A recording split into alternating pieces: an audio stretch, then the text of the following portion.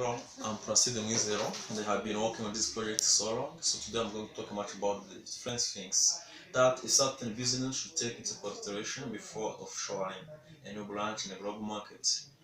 But specifically, I will be focusing on accumulated company which need to expand its activity in different countries uh, around the planet. So I will be taking about risk and benefit of offshoring abroad.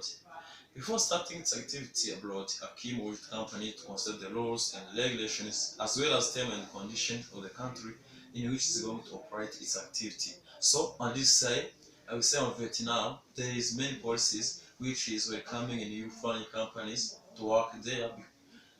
So it has put different rules and regulations that govern businesses or trade, especially international in that country. For example, in Vietnam, there is a low taxes compared to other countries, which is favorable for a key company to operate. Also, they have other rules which facilitate the company, especially from outside of Vietnam, to work its activity effectively. Apart from that, let me talk also about the trade of a chemical company in Vietnam in detail. For a chemical trade in Vietnam, it will be easy as it was reported by USA Department of State. It reported that foreign direct investment in Vietnam has totaled between 10 billion US dollar to 12,000 12 billion US dollar annually for the last 5 years. So, according to this department, current state of the country, the State Department attributed the growth to Vietnam's open government policies along with political stability, an abundant labor pool, and proximity to global supply chains.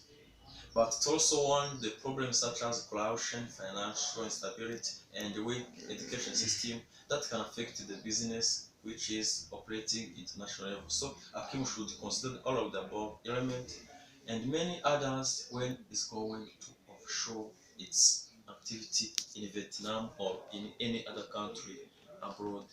So let me talk about the advantage and disadvantage of offshoring activity. Starting on the advantage, first of all, it reduces the cost of operations. An external agency is a separate entity. It is enterprise that is responsible for its own cost of operation. So, also an external agency has the experience to get the job done according to the expectations.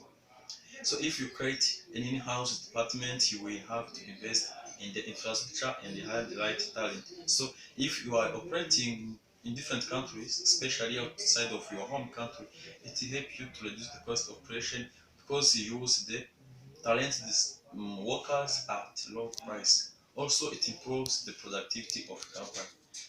So, offshoring strict business processes, you can improve productivity because your company can focus its resources on its core function.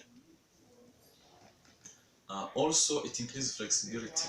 A company can increase its flexibility for showing or outsourcing of them are the same by taking advantages of time zone differentials. By simply adjusting work shift, it is possible to have your business managed for 16 hours by an external agency. So those opportunity or advantage of doing business outside of your country, it will help a company to increase its productivity and be successful to the global market.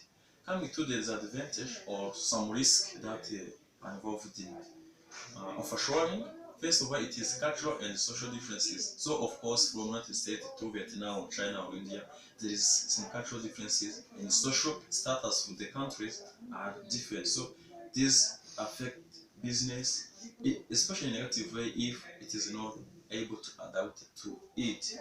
Communication problems. This comes through language barrier. For sure, ASEAN countries, most of them they use the local language, and most of them are not using English. So, from United States to Vietnam or to India, it will be very difficult for a queue to get all employees or all customers speaking the same language as they do.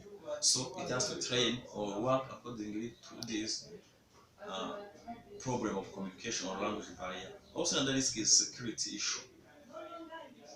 For sure, whenever you are sharing, transmitting data to another party, you are always a risk. You are at risk of security break and compromise data integrity. So there will be a difficult security, as you know that Asian countries, most of them, there are terrorists.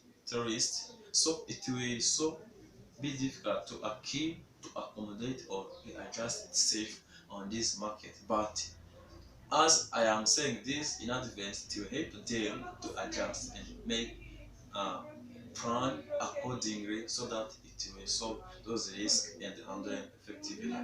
So thank you for your attention. Let me later.